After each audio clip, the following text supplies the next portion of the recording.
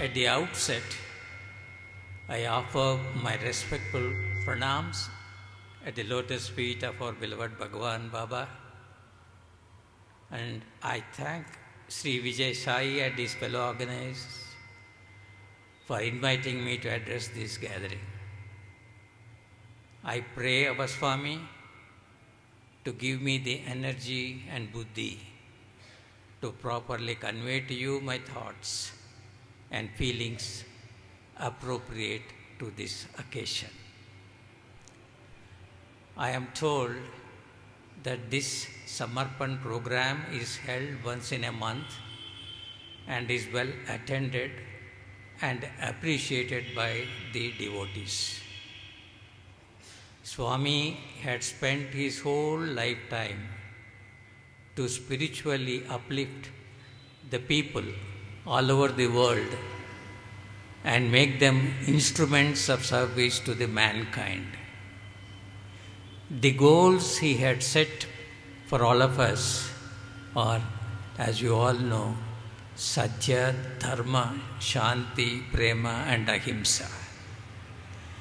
He himself meticulously observed these principles throughout his life and tirelessly preached to all of us why and how to apply the above principles in the course of our own lives. He has been an ideal role model and a great phenomena throughout. I use the word phenomena keeping in mind the devotees are at different stages of progressing towards the goal. Some people used to say, Swami is a great man. Many others used to say, he is a great saint. And millions used to say, he is divinity personified. He is avatar. The variants come into the picture because of the differences in one's capacity to perceive the great Lord.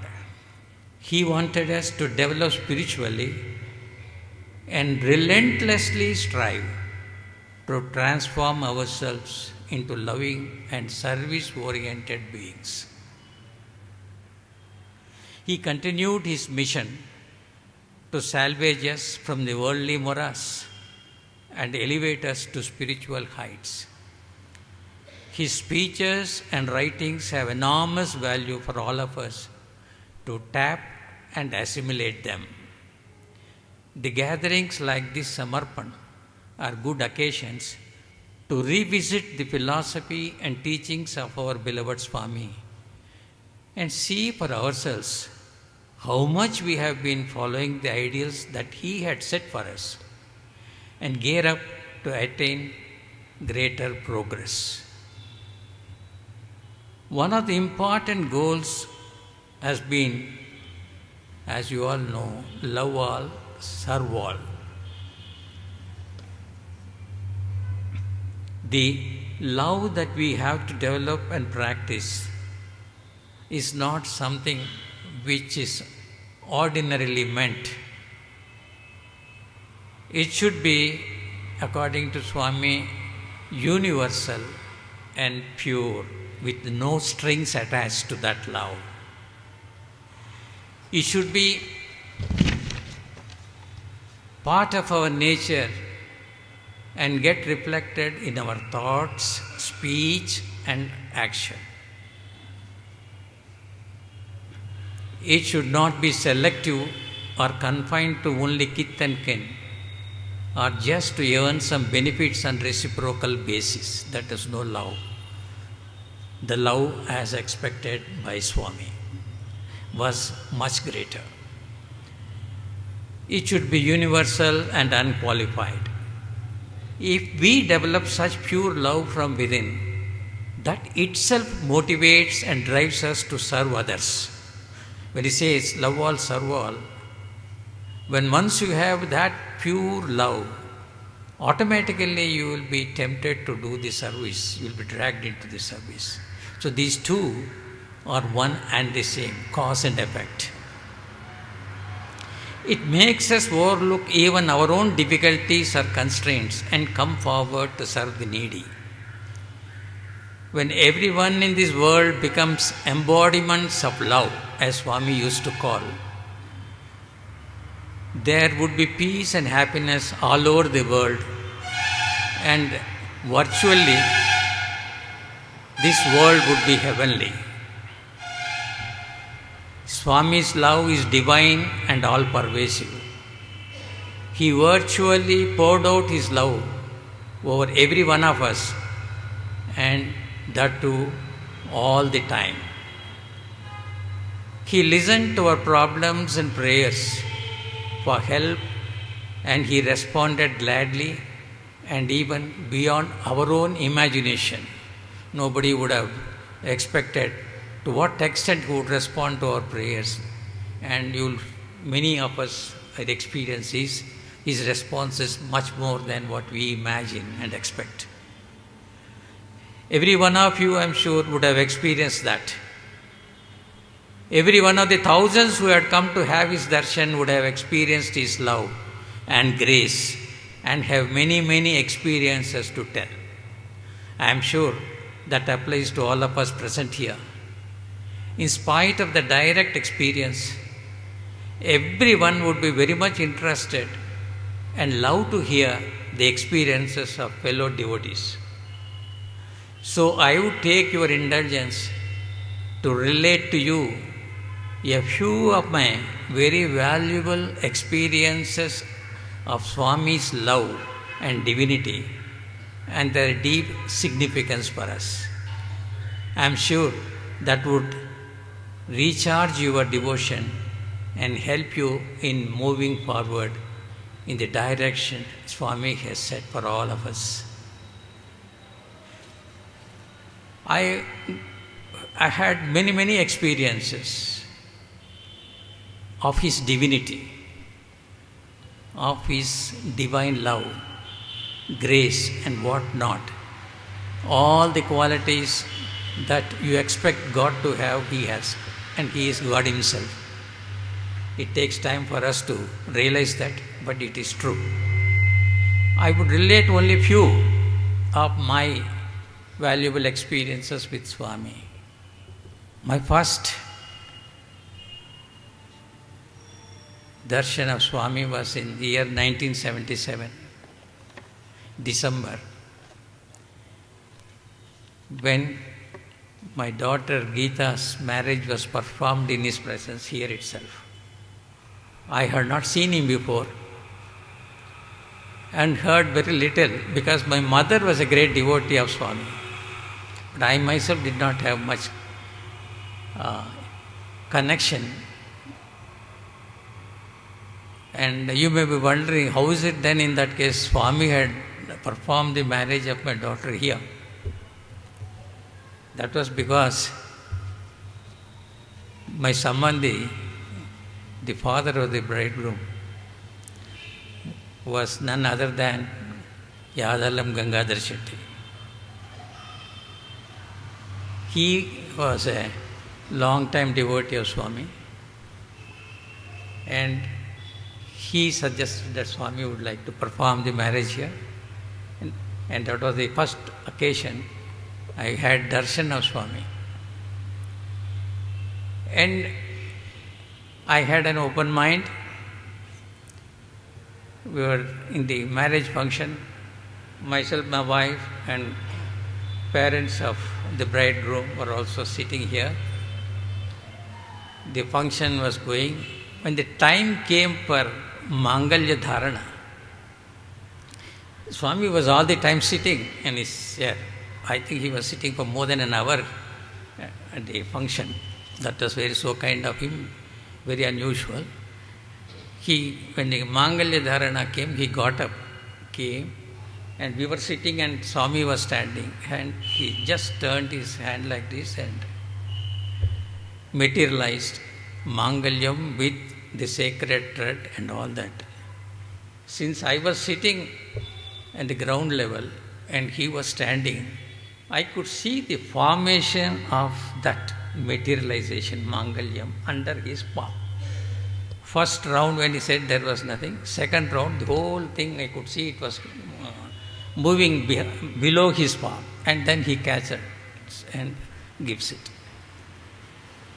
We have seen the thread made in the factories. We have seen the gold Mangalyam which made by the goldsmiths. But I had not seen Mangalyam with all the sacred thread, with kunkuma and paspu, everything weird, materialized just like that, a wave of his hand, and gave it. That was something which I had not imagined. I could not. We were just moved. I had the feeling I was seeing the God Himself in our front. Who else can do this? So, after that, he collected akshatas and was showering the akshatalu on the bridegroom and bride. And I saw he was holding just handful, but when he was showering, it was continuously showering for some time. It was seen by everyone who was present. That marked the turning point in my life, that I had come close to God. That was His grace, an opportunity given to me. No doubt that His divinity personified. Then I had occasion to shift to Bangalore. That's all due to Swami's grace only. I was chairman of the Vaishya Bank at that time, Bangalore. And we had many, many occasions to go to Swami, have his darshan, interact with him. The second experience, which I will not mention the usual meetings and other things, but the second experience which had deep significance was in 1983, after 5 years, when I had an offer from International Monetary Fund to take up a country assignment for them. I was appointed as advisor of the International Monetary Fund and offered that I should go to Uganda. Uganda at that time was just then Idi Amin had gone, a well-known dictator. He left and democracy was back in the country, and things were not very safe, and a lot of speculation and all that. We were a little worried whether to go there. Then my wife asked Swami, when we went to take leave of him and his permission to go to Uganda, Swami, you should take care of us, we are leaving for Uganda. He said, Inta janta vanta vanta. I'll be always with you. And that was a great assurance for us. We went there. How Swami takes care. When I went there, first thing is we look for residence. Everybody, generally, they were showing us all big bungalows. So only myself and my wife, we would like to have a very safe place where we could have some ordinary accommodation was enough for us. So then there was one building that was constructed, it's a government guest house, constructed for a conference of heads of state on African countries. So all heads of state assembled at Kampala. For them, a big guest house was constructed and number of suites were there. I opted to take that suite. One suite is enough for me. And then, for reason was, in those days, safety was something very important. I preferred that because in the first floor, President of the country himself stays. Because he comes, his house is about 20 miles from Kampala, but he every day comes to Kampala on his official duty, president of the country. He just takes rest in the first floor. He has got all it, and a small office there. So there's nothing like president staying there and we are on the upper floor, nobody can come near us. Yes, that was true. But, and the most important thing was, I came to know that that was the place where SWAMI stayed when he went to Kampala. There was a building in that place that was demolished and state guest house was constructed for the African heads of state. It was something which you could not, you did not expect. SWAMI has taken us to that place where he stayed. That means what? He was very much with us, even if we had any doubt about it. He has taken care right from the beginning. So we were very comfortable, and after 2 years, little more than 2 years, there was a rebel, the coup, military coup. And the place which we consider as very safe becomes the most dangerous, because the target will be the president who is on the first floor. We are just very close to him. So then, anyway, the president was wise enough. He quietly escaped from that few hours before the coup took. And we were not knowing, we were held up there. And this rebel army entered, destroyed, killed many people, looted, whatnot. And they didn't spare the Nile mansion, which was used to be called. And in fact, the people who, like other VIPs who were there, diplomats, all their belongings were looted. We could see people were running. And then the rebel commander came to my suite. And when he tapped the door, we were all thinking, now it is our turn to lose. Then he tapped the door and entered. He just looked like this, and he saw Swami's photo there. I don't know what impact it had on him. Instead of looting our property, he asked me, "Who are you?" Then I told him my credentials. "Sir, you can rest assured you are safe here. Nobody can touch you. If anything happens, any problem, you tell me." It was not my impact, it was Swami's impact on him. Imagine a rebel commander whose job is to kill and kill, loot and loot. That was what has happened. He comes and offers me all sorts of protection. Very good, I was saying. With the result, my few friends who were there in the same guest house, they saw this, they said, my place is the best place for them to stay. The whole night, the few families were there. They said, I said, okay, please occupy my room or suite. They all stayed overnight, nobody slept, because anytime anything can happen. There's so much of uncertainty. Then they stayed there, and afterwards, the United Nations, of which we are all part, have decided to shift us to Nairobi. That's neighboring Kenya. We were put in a hotel till the situation improved in Kampala. After 1.5 months we were there in the hotel when we were shifted. When we came back, I went to my suite. Everything was spick and span, nothing was touched, everything was there. Whereas the whole city was looted. Even when the owners were present, my flat, nobody came, even we were not present.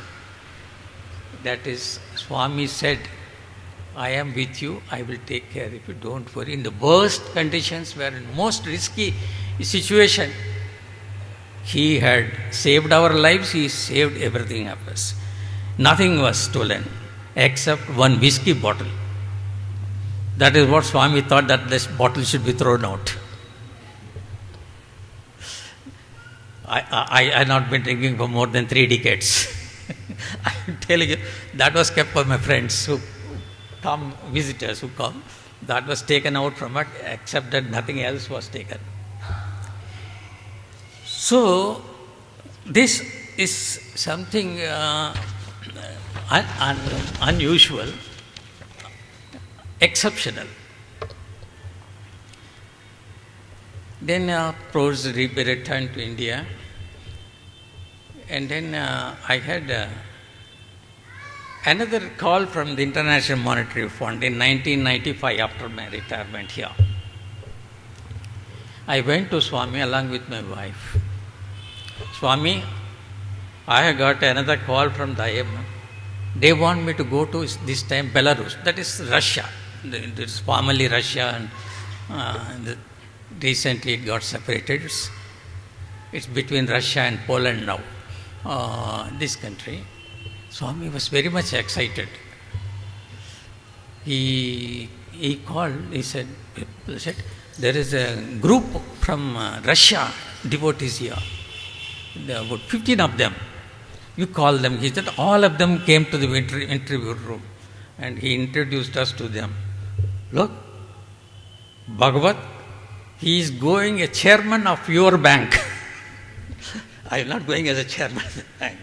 But the way he said, as a proud parent would introduce, when son has an achievement, makes an achievement, the father or mother will feel extremely proud of him and go on telling exact feeling.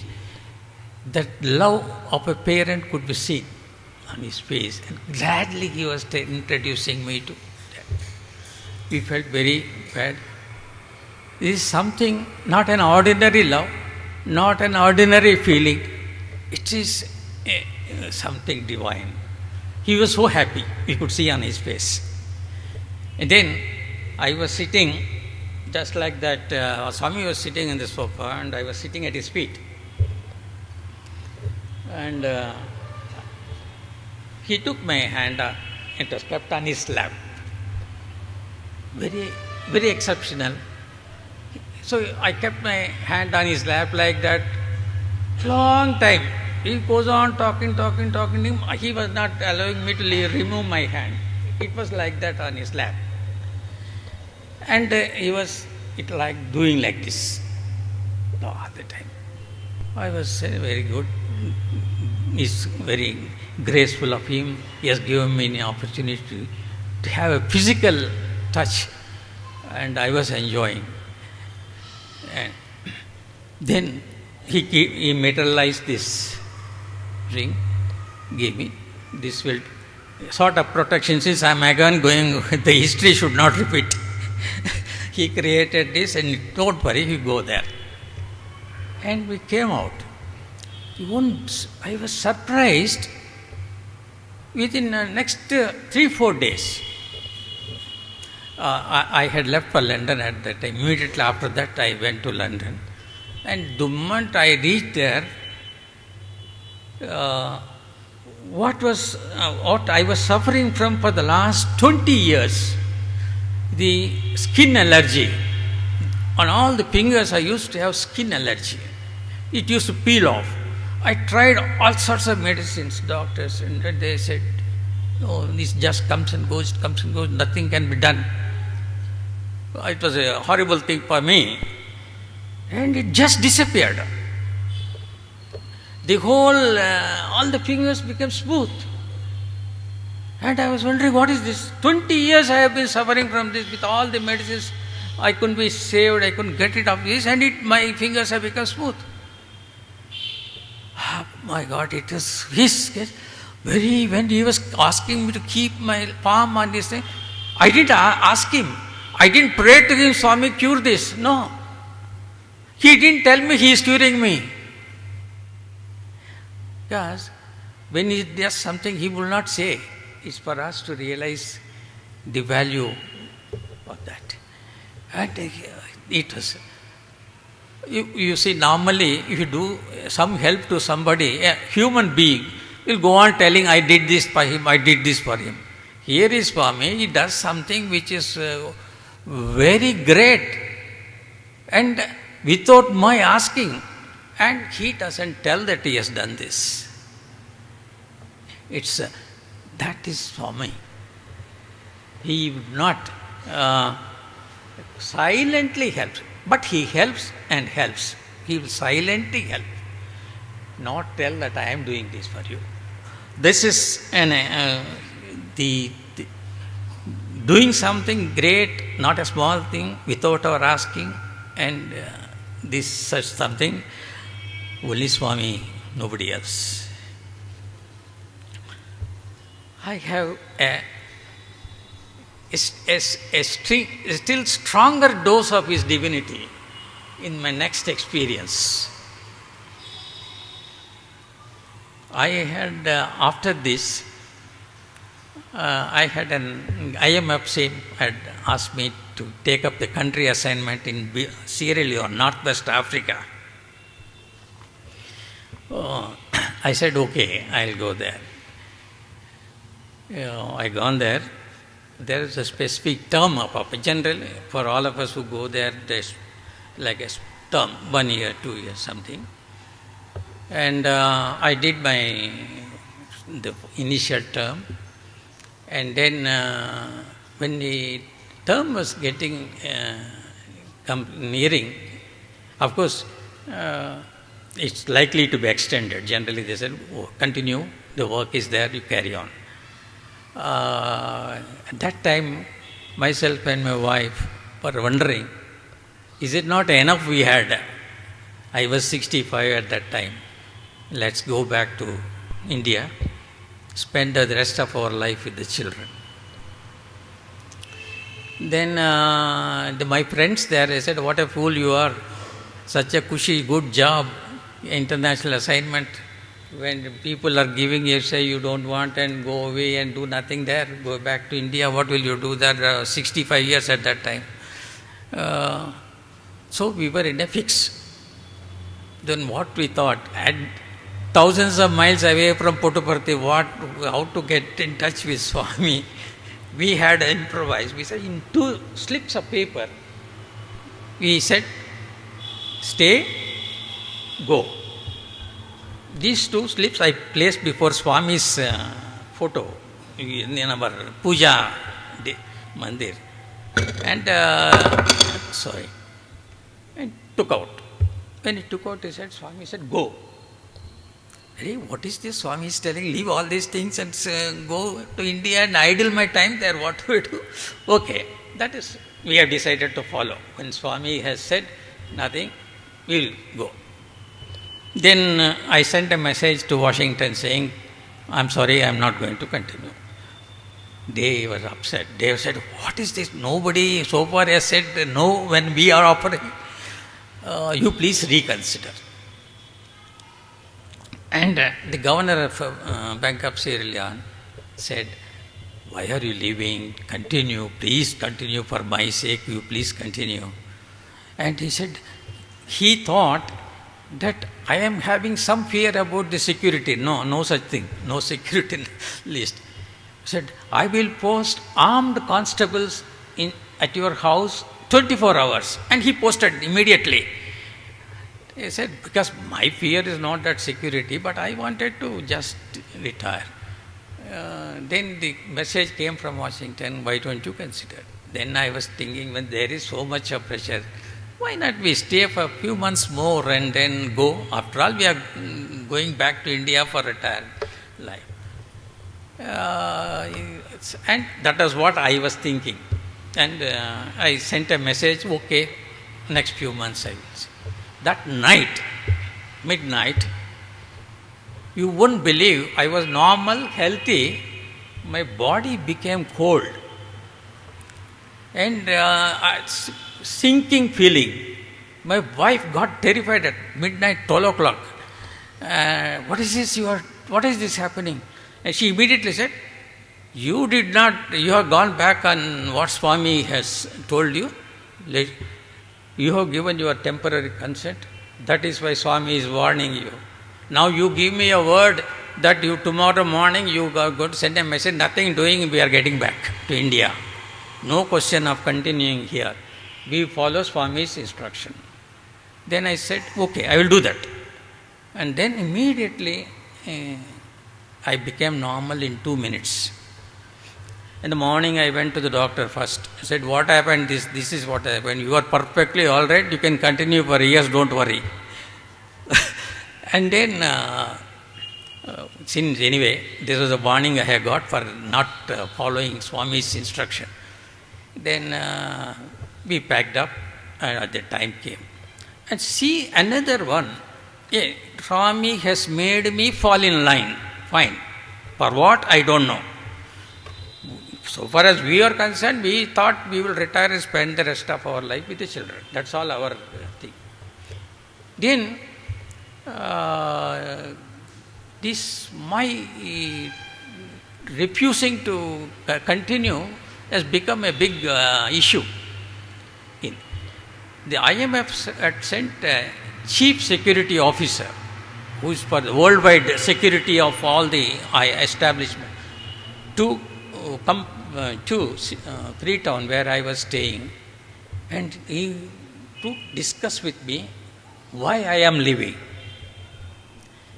Come imagine, and he came with a local diplomat and all that. I said, I have no problem of security at all. Just I wanted to go, that's all, nothing else. And he went back, satisfied. Nobody had any. When the term expired, there was a message from saying that you are relieved on a Thursday. But see, I landed there on a Saturday, took my duty on Monday. The counting should be from Monday. That is normal. And these people made a mistake and counted it from Saturday and said, you are to leave on Thursday. I said, what does it matter? I wanted to leave. I said, I will leave Thursday. I didn't raise anything. It was a mistake made by them. You see, these sort of thing they do day and night there, head office, administration department. But that day they made a mistake. So we packed up on Thursday, took the flight and left. And on our way we reached London. The moment I landed in London, BBC News, there was a rebel army had occupied the Freetown. There was an indiscriminate massacre of people, thousands and thousands. And they say in the history of the world, highest massacre has happened on that day in Freetown. I left on Thursday, it happened on Friday. Virtually, Swami pulled us out in spite of our reluctance by making them commit a mistake. Otherwise, I had to be there for one more day, I would have been finished. In fact, the building where we were staying was locked. These rebel fellows with about 15 of them with guns went on firing at the house where I was staying, seeing the United Nations thing that it must be a diplomat staying here. But we left on the previous day, nobody knew that. And for 45 minutes he were firing, broken the doors, went inside, found nobody there and went away. If we were there, we would have been finished. Swami took us out, exactly. And then all our belongings were entrusted to the forwarding agents to carry it to India. Then we forgot about it. What? And there's nothing, no life. People were not, all the people were dead, people were maimed, there is no life there. How can we expect our baggage to be safe? I got the money from insurance company also. After 1 year, A friend of mine, a doctor who was with me in Freetown, casually met me. I was in Ghana at that time. You see, with all this, my refusal to go and all that, they said, we know that you have some problem with security. You want to go, you go to Ghana. Are you ready? I said, these people are not leaving me, let me go. I accepted it. And there in Ghana, these people met, the doctor met me. I saw your baggage all lying there. Why don't you call? I said, I thought there will be nobody to whom to contact. Then he gave the telephone number, everything, and then all my baggages came safely, nothing. Where people have lost everything, lost their lives. I was the only fellow. Not only my life, even my baggage was saved. This is a miracle. We cannot. It was not my effort or my intelligence. It is Swami's grace showering on us. Where is Swami? Where I was? Swami was in India, Patti, and I was thousands of miles away. That shows his omnipresence. He is everywhere. A word given is word given, it is taken, it will happen. It's not a human word, it is God's word. That is what we realize by experience, not by hearing, by experience. That is known as he is an avatar. And avatar with so much of love for people. Otherwise, why should he show this? This is thing. So, I tell you, these are the very rare experiences. By now, long time back, my life should have ended, but I am continuing.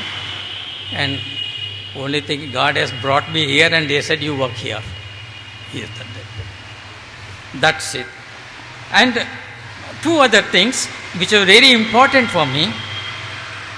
But one day, all of us, I went to Whitefield, had darshan of Swami, went home, and then while going home, I was feeling a little dizzy.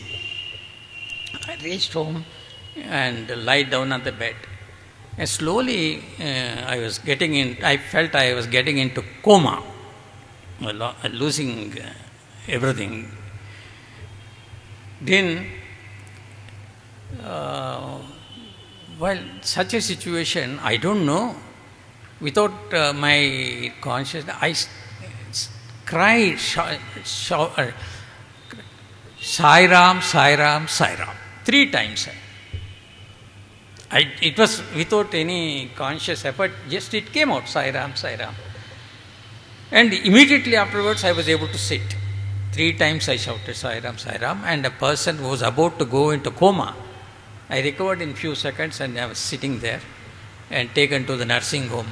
At the end, I said, I will not go. Now I said, I am prepared to go. I was admitted, and next day morning at 5 o'clock, call comes from here, Swami, in the early morning, 5 o'clock, my son received. How is Bhagwath?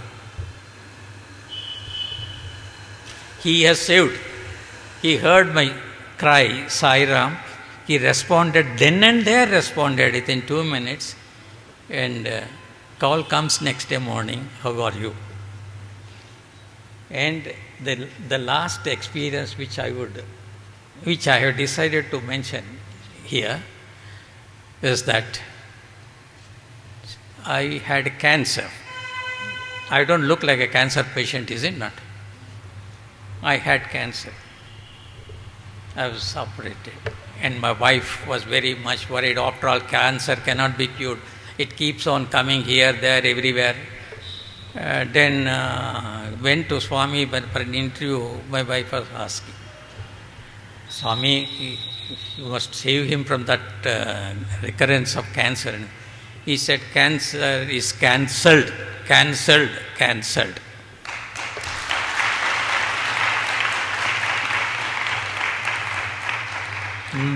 No oncologist is needed.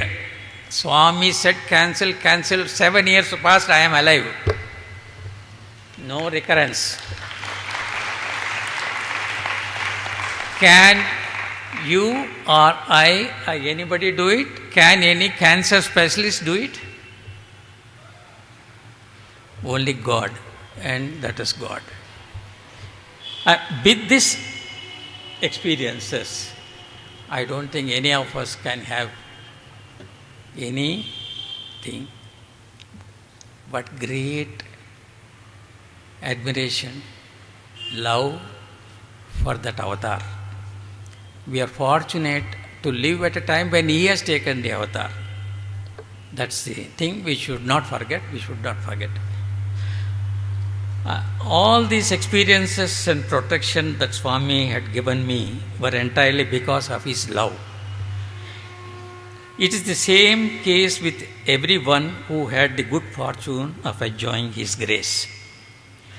The second aspect of his mission was his keen desire to help the needy through the various charitable institutions he had set up. Several unique institutions were set up, which have now grown up and become role models to others. Super specialty hospitals perform highly specialized surgeries free of any charges to every patient who needs such medical intervention, irrespective of whether one is poor or rich. Many people, including those who have come from foreign countries, have wondered how it was feasible for Swami to run a charitable institution free, not charging a pie for any of the services, and each operation costing a few lakhs of rupees, and for thousands and thousands of people is being done. Only he has set up several, these institutions have been here for 20 years, and he has proved that for him it is possible. He has set up several education institutions, Sai University, where the education is not only free, but is imbued with rich human values that molds the character of the young students on idealistic lines. High-scale water projects are executed to provide pure drinking water to hundreds of villages. These are some of the multifarious noble activities that Swami had carried on and are helping the public.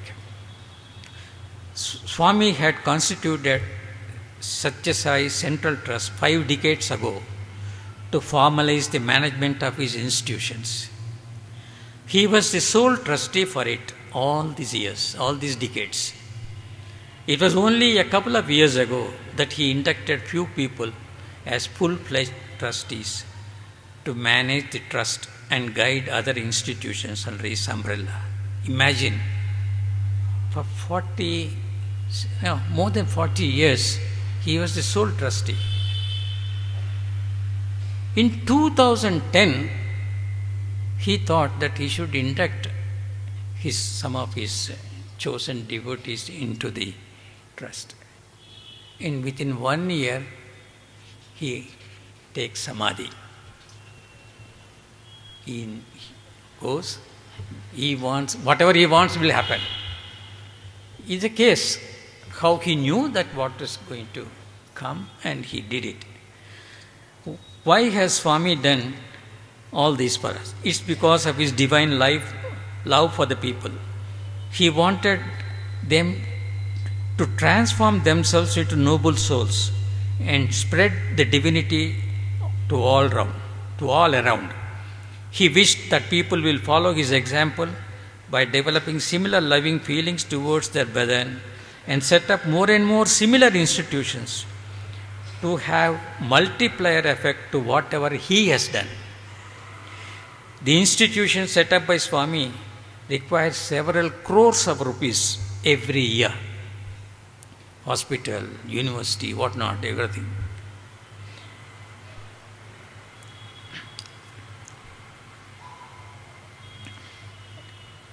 And this keeps on increasing due to external factors. Today the price is 1, tomorrow it is 2, 3.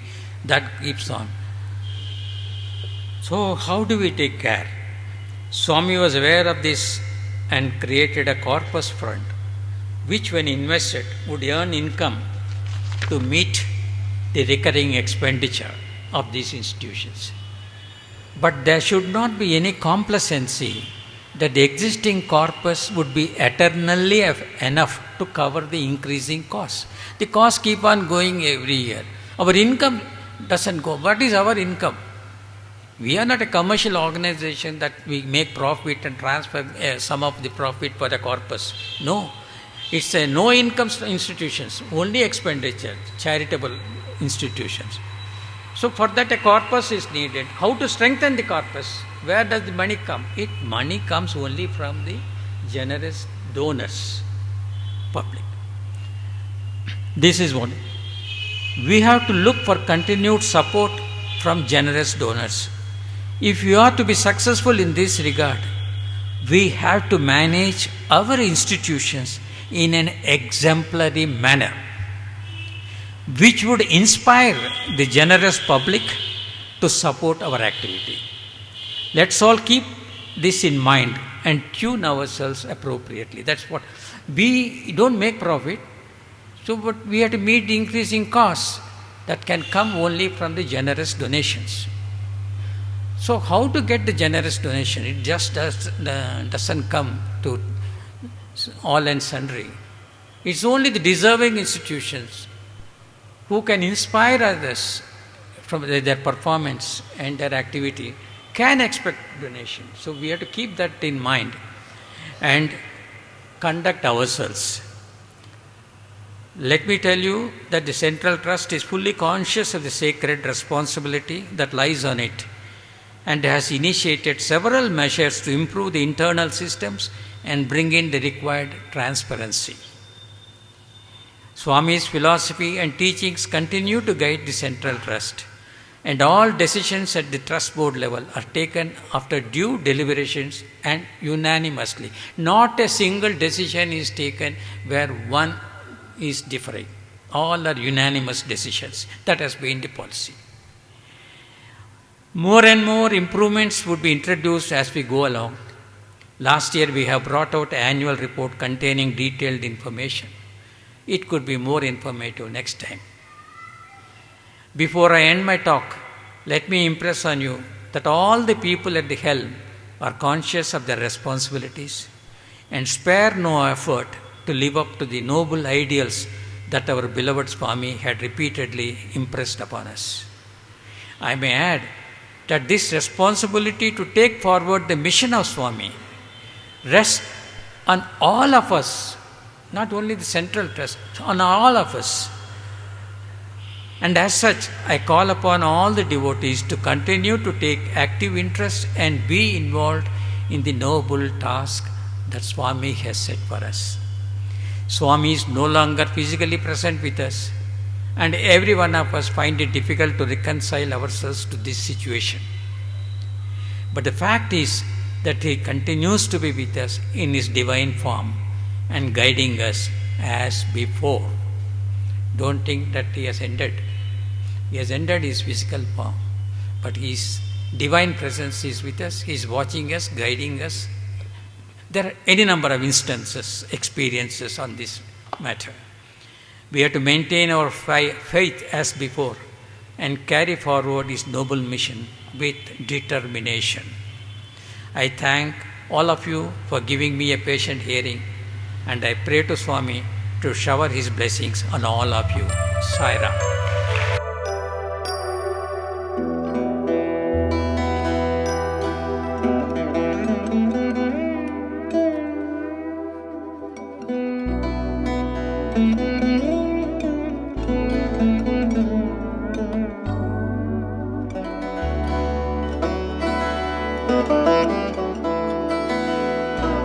Thank you.